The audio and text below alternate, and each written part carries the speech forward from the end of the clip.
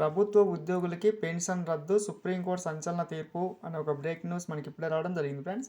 So దానికి సంబంధించిన పూర్తి వివరాలు చూద్దాము. వీడియో పూర్తిగా చూడండి, అప్పుడే నేను చెప్పే సమాచారం అర్థమవుతుంది.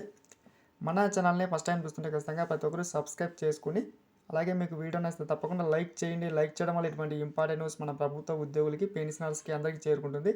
ఇది చాలా ఇంపార్టెంట్ న్యూస్, ప్రతి ఒక్కరు తెలుసుకోవాల్సిన న్యూస్. ముఖ్యంగా సుప్రీంకోర్టు ప్రభుత్వ ఉద్యోగుల పెన్షన్ వ్యవస్థపై సంచలన తీర్పు వెలువరించింది.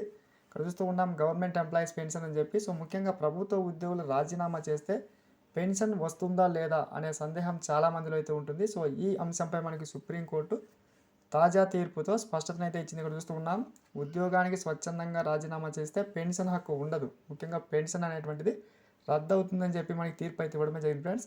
ఇక్కడ చూడొచ్చు, ప్రభుత్వ ఉద్యోగులు పూర్తి సర్వీస్ కాలం పూర్తయ్యేలోపు రాజీనామా చేస్తే పెన్షన్ కోల్పోయే ప్రమాదం ఉందని చెప్పి వివరించడమే జరిగింది. ముఖ్యంగా ఉద్యోగుల ప్రావిడెంట్ ఫండ్, అదేవిధంగా గ్రాట్యుటీ మాత్రం మనకి లభిస్తాయి.